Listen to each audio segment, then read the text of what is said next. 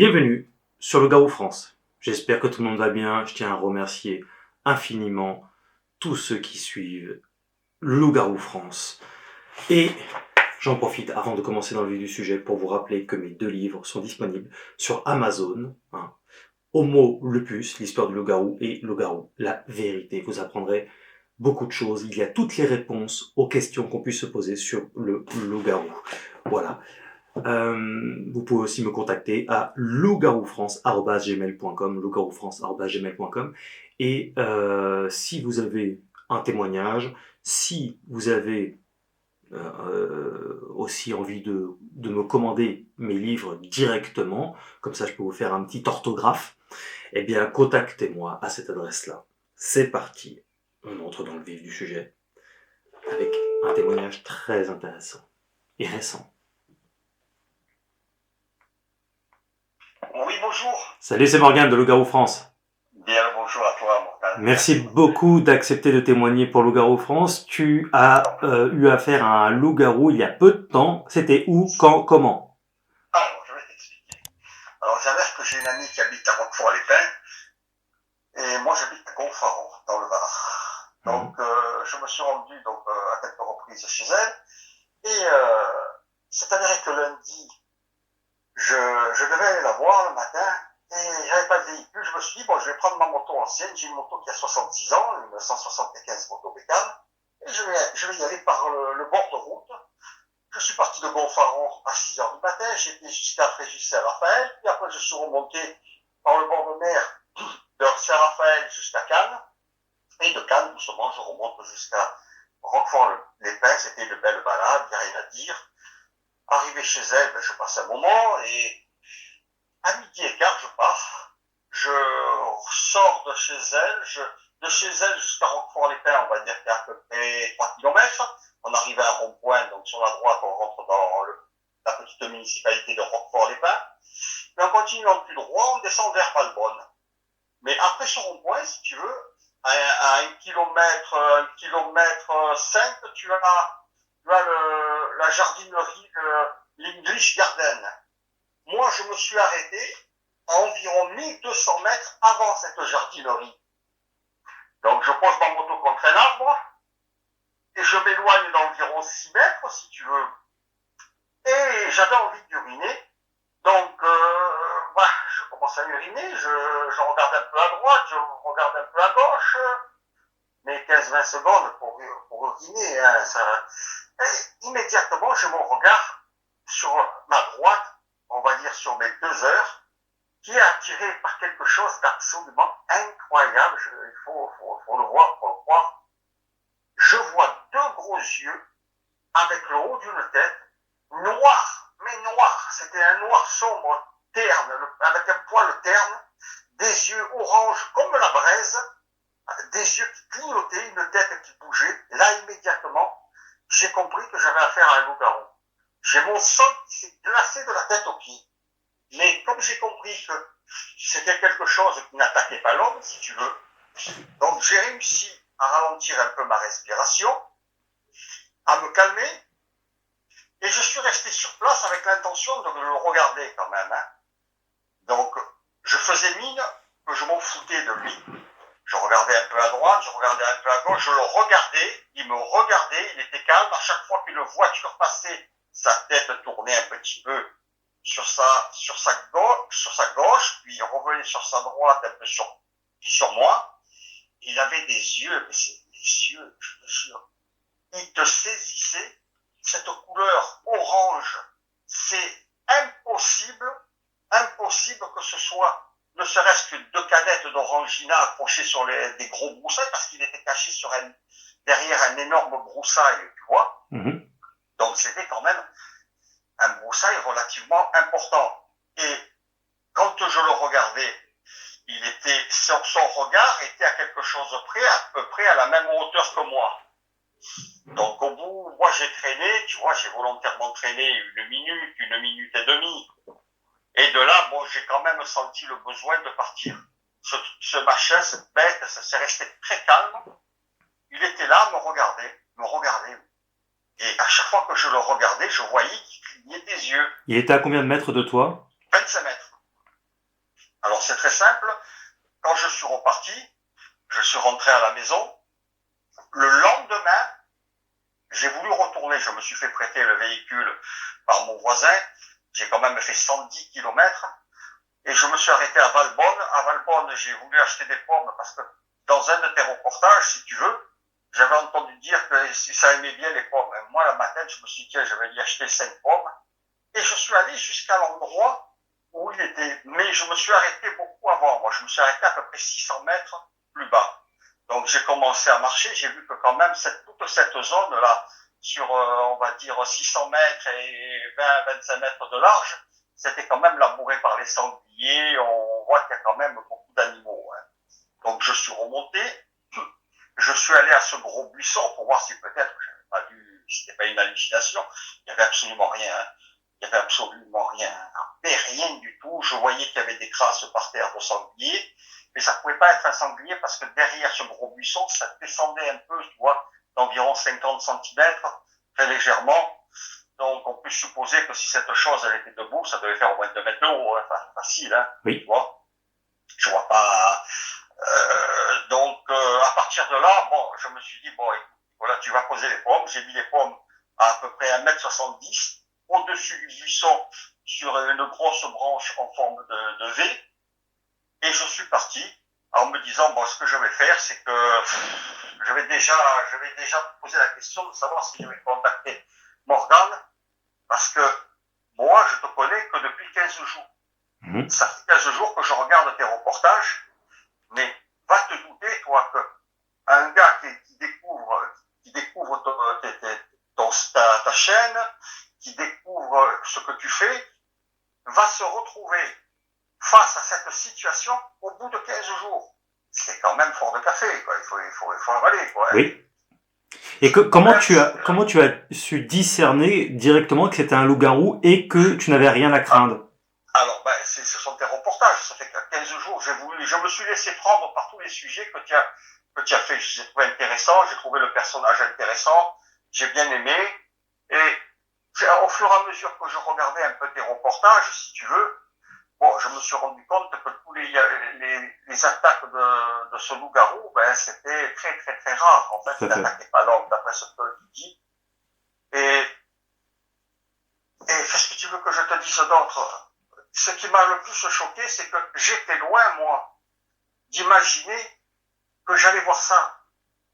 Et il semblerait que dans cette zone-là, dans les Alpes-Maritimes, dans ce coin-là, il y en ait beaucoup, paraît-il. Tout à fait. Il paraît qu'il y en a beaucoup. Alors, quand tu te retrouves face à ça, mon pauvre ami, je te garantis qu'il faut quand même avoir un sacré courage déjà pour tenir, pour rester immobile devant ce machin. Je suis arrivé à me calmer quand même. C'est ça qui est bien, c'est que j'ai eu le sang qui s'est glacé de la tête aux pieds pendant 2-3 secondes. Puis après, j'ai voulu ralentir ma respiration. J'ai réussi quand même à me calmer. Il fallait que je fasse mine de m'en foutre. Voilà. Tu as vu principalement le haut de sa tête, hein? Oui. Bon, la tête, tu la vois, hein, tu la vois bien. Hein. J'ai eu que le haut de la tête parce que le buisson était relativement épais. Ce qui l'a trahi, parce qu'il était bien caché, attention. Et il était très bien caché. Mais ce qui l'a trahi, ce sont les yeux. Ce sont ces yeux oranges, comme la braise dans la cheminée. Donc, c'est pas rouge, c'est orange, comme la flamme, comme la braise. Oui. C'est ça qui l'a trahi. C'est incroyable, parce que les yeux sont gros, ils sont un petit peu plus espacés, si tu veux, que les yeux d'un être humain.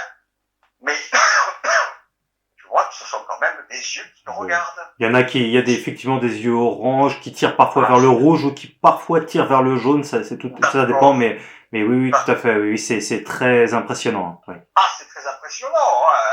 Il y a les yeux, mais il y a la tête qui va avec. Après, il y a le reste de la tête. Le reste de la tête, tu la vois quand même. Hein. Je veux dire, 25 mètres, c'est pas loin. Hein.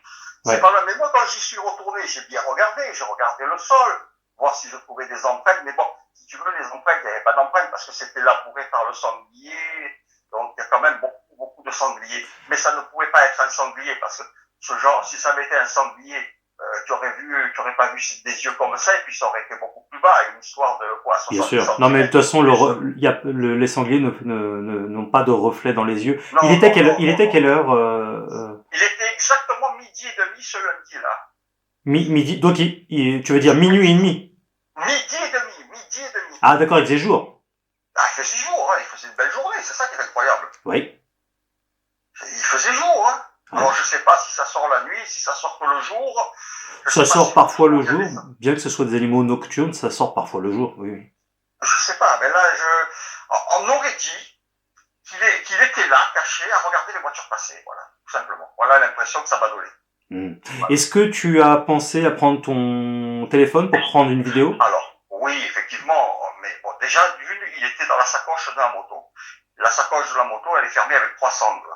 La moto se trouvait à environ 6 mètres derrière moi. Je comprends que la plupart des gens, quand ils se retrouvent face à cette situation, ils pensent pas Tout à au fait. portable. Et moi, je n'avais pas le portable sur moi. Si je retournais à la moto, c'était pour partir. J'ai déjà traîné sur place volontairement pour prendre le temps de le regarder. Je tournais un peu la tête pour faire semblant de m'en foutre, mais et si admettons, on imagine que tu l'avais sur toi, est-ce que tu aurais pensé à le prendre pour filmer?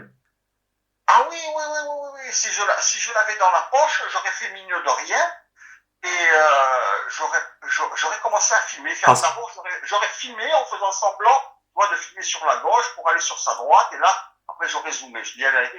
Parce qu'en fait, grâce à, enfin, comme tu connaissais les loups-garous, du coup, ça t'aurait automatiquement, t'aurais eu ce réflexe-là. Mais pour quelqu'un qui ne connaît pas du tout, ça aurait peut-être encore été non, différent. quelqu'un qui ne connaît pas, qui se retrouve face à ça, bon, où il s'évanouit, où il a vraiment une peur panique qui se sort, ou je sais pas, peu importe. Moi, j'ai eu différents cas de figure, de sujets, de reportages chez toi. Très intéressant. Tu fais un travail formidable et félicitations parce que déjà, en plus, tu es courageux parce que tu y vas la nuit. Donc, je prends conscience quand même que tu prends quand même des risques. Oui. Tu t'investis, tu te déplaces, donc à nous raconter que ça n'existe pas, c'est pas vrai, ça existe. Il s'agit bien d'un animal vivant, oui. quelque chose de vivant. Donc, qu'est-ce que je te dis? Oui. C'est étonnant, quoi. Alors par contre, moi, je suis un peu borné. Bon, je me suis dit, bon, mais là maintenant, cette affaire, je lâche pas pendant un an. Hein.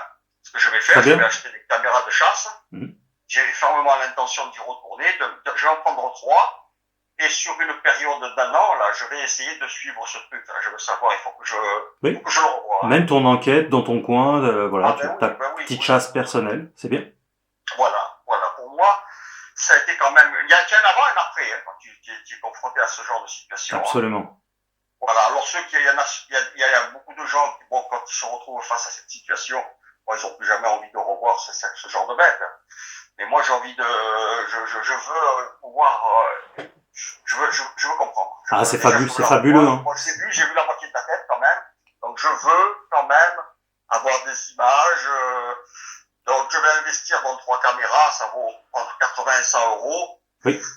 Là, ce mois-ci, là, cette semaine, je vais en commander une. Je vais après voir avec mon neveu, là, qui a une société de vidéosurveillance, il prend des caméras, s'il a quelque chose à me passer. Ouais. S'il me dit non, eh ben, j'en achèterai. Alors, essaye, si tu te sers d'appât, après tu fais comme tu veux, mais au-delà des pommes, parce que ça peut manger aussi des végétaux, effectivement, essaye plutôt le cuisse de poulet, ou de la barbaque, ou du foie, ou des abats, des trucs comme ça. Alors, je pense qu'il est dans son territoire, je sais pas comment ça fonctionne, ce genre de truc. Je suppose que s'il était là, c'est que certainement c'est sa zone de vie. Essaye de sillonner les parages pour voir s'il n'y a pas des grottes, des cavités dans les parages sur 500 mètres, 1 kilomètre. Oui. Oui. C'est ce que je vais faire. J'ai commencé un peu à regarder sur Google Maps en vue d'avion, tu vois, vue aérienne. Donc je vais y retourner. Je vais déposer les caméras progressivement à différents endroits. Et doucement, sur une période d'un an, ben, on verra ce que ça va donner. Hein. Bon, très bien. Bon, il t'a pas grogné dessus, donc il n'y avait pas d'hostilité pour le coup, ce qui peut arriver. Moi, ça m'est déjà arrivé, mais donc c'est bien. Non, il était calme. Je te dis la vérité, c'est une bête qui regardait. Alors, est-ce qu'il regardait, avant que j'arrive, il regardait les voitures passer? Il y a environ, je sais pas, moi, sur cette petite départementale, il doit y avoir 30, 40 voitures qui doivent passer toutes les minutes. Hein. Oui. Peut-être qu'il était curieux, il faut savoir que de l'autre côté de la route, il y a quand même un peu, on voit un petit peu comment ça s'appelle, le golf. Oui. Et donc, peut-être qu'il était curieux de voir un peu tout ça. Et moi, il s'est avéré que lorsque je me suis arrêté, en posant ma moto, je suis tombé dessus. C'était vraiment un drôle. C'est quand même incroyable. Généralement, quand ils restent dans une zone comme ça, regardez, ils essaient enfin, ils attendent pour voir aussi s'il y a de la bouffe, s'il y a quelque chose que tu laisserais dans les parages, un truc comme ça, parce que forcément, c'est des animaux. Alors, c'est bien ce que tu me dis. Bon, ça me poussera, si tu veux, à ramener de la viande et essayer de voir plusieurs fois. Je mettrai toujours au même endroit au départ. Je vais essayer de mettre toujours la bouffe toujours au même endroit. Ouais. Et je vais mettre les caméras et progressivement, sur toute l'année qui va s'écouler, ben, je vais essayer un peu de changer de zone, voir un peu ce que ça va donner. Mais bon, enfin, tu dis une année, mais si t'as rien pendant une année, ça va peut-être repousser à plusieurs années, au final. Parce que là, il y a un avant et un après, comme tu m'as dit. Oui, c'est vrai. Non, mais je pense que sur un an, en y allant de temps en temps, même que tu y vas une fois par mois, je vais te dire... Tu comptes passer du temps vraiment sur place toi-même la nuit? Alors oui, après j'irai la nuit. Seul ou accompagné? Non, j'irai accompagné. C'est je mieux. Ne cache pas, j'irai armé aussi. Ouais. Par contre, j'irai avec un énorme Colt Walker de 1848 avec de la munition de carabine en charge de guerre. Fais très attention aux flics surtout. Je sais, mais non, je ne m'aventurerai pas. Ton projet, c'est de lui tirer dessus et de le tuer, ou c'est juste pour te défendre au cas où? Non, j'ai pas envie de le tuer. Parfait. Je suis pas là pour massacrer un être vivant, c'est pas le but. C'est simplement pour me protéger. J'ai pas envie d'y aller et de le tuer. Ça rassure quand même. Non, tu es obligé de tu dois te protéger. Malheureusement, oui, tout à fait. Tu dois te protéger. Mais pour arrêter un machin comme ça, il te faut du très gros calibre. Et puis tu sais, même au-delà du loup-garou, tu as encore plus de chances de te faire emmerder par un taré dans la forêt ou tu vois, ou je ne sais quoi, tu vois. Donc. Exactement, je pense que c'est... Mais le taré, bon, si tu veux, le taré, bon, ça reste un être humain. Bon, on est quand même, on est habitué comme à avoir des êtres humains. Surtout des tarés. Cette bête, oh, c'est impressionnant. Ouais. Ça reste quand même impressionnant. Et c'est là où j'ai réalisé que ce truc, il devait faire 2 mètres de haut, parce que derrière ce gros buisson, ça descendait légèrement d'environ 50 cm au maximum, même pas plus. Ouais. Mais de toute façon, je te ferai des vidéos de la zone, je t'enverrai. Oui. Je t'enverrai des photos à l'endroit où il se trouvait, ça je le referai, et tu comprendras un peu mieux. C'est assez dense, une beau forêt, donc c'est un peu propice à bien se cacher. Si ce machin il se cache dedans... la taille moyenne en Europe du loup-garou, c'est 2 mètres. À peu près. Après, il peut être un peu plus petit, un peu plus grand, mais aux États-Unis, ils sont un peu plus grands. Entre 2 mètres et 2 mètres 50, ça dépend. D'accord. Mais après, ça reste, c'est quand même fascinant. Ah oui. Je suis convaincu, c'est pas possible que les autorités ne soient pas au courant. Ils savent parfaitement il y en a qui le savent, bien sûr. Ils le savent, donc ils doivent pas en parler pour pas faire peur aux gens. Entre autres, oui. Moi, je pense que ça doit tourner, mais c'est pas possible. Il s'agit d'un être vivant, de quelque chose d'absolument incroyable. Il y a quand on l'a vu une fois, je peux comprendre, surtout chez des femmes, on n'est plus envie de revoir ce genre de bête. Hein. Ouais. Voilà. Tout à fait. C'est un certain type de gars qui a assez de courage pour vouloir y retourner et s'acharner. Donc, je vois que tu es relativement courageux. Je te félicite pour ton travail, c'est exceptionnel. Merci. Les reportages, ils sont sérieux. Tu dis la vérité. Oui. Ceux qui prétendent que tu mens, eh ben, je te garantis que les mecs, ils sont à côté de leur plaque, ils sont juste là pour faire du buzz à la con. Tout à fait. Surtout, tu sais, quand tu as une chaîne YouTube qui marche bien, il y a toujours des gens qui vont arriver pour dire attention, c'est un escroc, c'est ceci, c'est cela, c'est un manipulateur. Enfin, exactement. Je te comprends. Mais bon, après, les mecs, ils exagèrent, ils rentrent dans des délires. C'est clair. Pas possible. Non, ils tiennent pas la route. Je pense que la majorité des abonnés sont pas dupes, ils voient bien que. Puis ils connaissent maintenant, tu sais, Internet. Regarde, même que tu as 2000 personnes qui te regardent, sur 2000 personnes, il y a un crétin qui va te dire que c'est pas vrai. C'est pas rigolo, le mec. Oui, mais les gens sont moins dupes qu'avant, tu sais, ils connaissent mieux le système, le YouTube game, comme on dit, c'est-à-dire qu'en fait, il y a toujours des gens qui cherchent à te dézinguer pour essayer de faire du buzz sur ton cas, mais voilà, sous prétexte de bien-pensance, de sagesse, de bienveillance, puis en vérité, c'est que de l'orgueil, et voilà. Non, mais franchement, je suis quand même content d'avoir découvert ta chaîne, d'écouter tes reportages, de voir le travail que tu fais. C'est un gros travail, je me rends compte que c'est quand même un gros travail. Oui, ça prend beaucoup de temps et d'argent. Ça prend beaucoup de temps et ça coûte de l'argent. Oui. Ben, regarde, moi, je vais déjà investir dans 3 caméras. J'ai une histoire de pratiquement 300 €. Puis après, il faut y retourner systématiquement. Et c'est pas voilà. Te voilà à ton âge, chasseur de loup-garou quelque part. Moi, je vais chasser mon loup-garou. Ouais, oui, c'est le tien, c'est à toi. Ah, mais carrément, de toute façon, on se tient au jus, et bien sûr, oui, carrément. Voilà, mais attention, les 1 minute et demie, ça semble long, mon ami. Absolument. Je te garantis qu'il faut tenir, hein. Il faut rester debout. Tout à fait, je confirme. Absolument. Ça semble interminable. Ouais.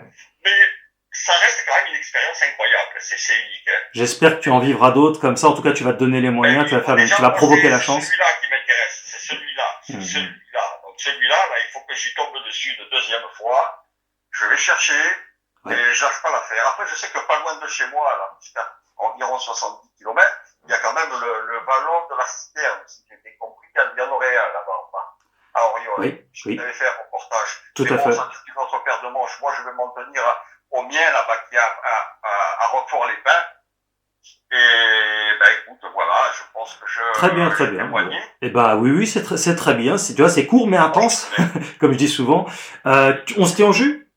Oui, je te tiendrai au courant. Merci beaucoup d'avoir accepté de témoigner. Je t'en prie. À très bientôt. Au revoir. Bon, court et intense. Comme souvent. Voilà, donc, écoutez, tout a été dit, je vois pas quoi rajouter. Si j'ai pas parlé des odeurs, c'est parce que au préalable, il m'en avait pas parlé non plus. Enfin, il m'a dit qu'il n'y avait pas spécialement d'odeur.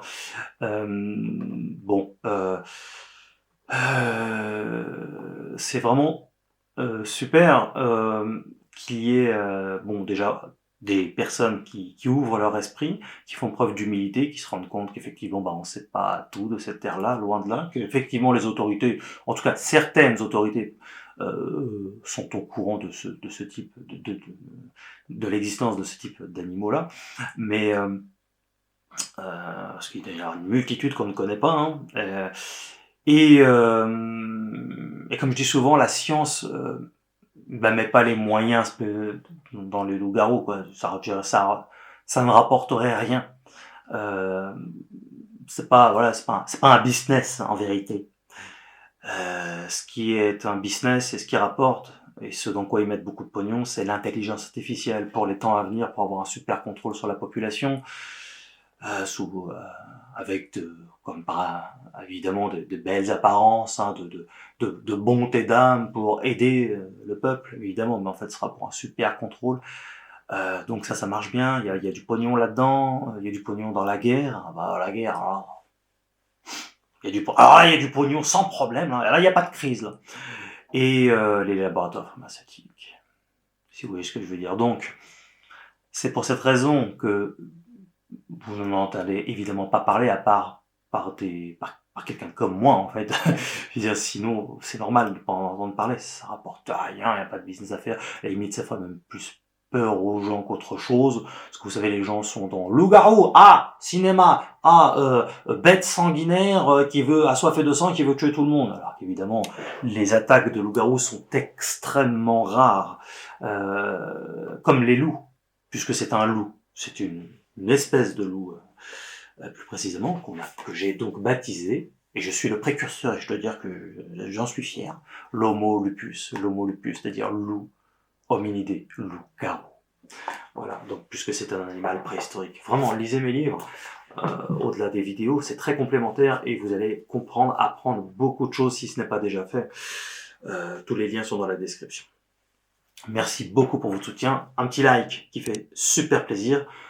Abonnez-vous à la chaîne si ce n'est pas déjà fait, c'est gratuit pour le coup. Et puis voilà quoi, hein. On a fait le tour. Vous étiez sur Loup-garou France.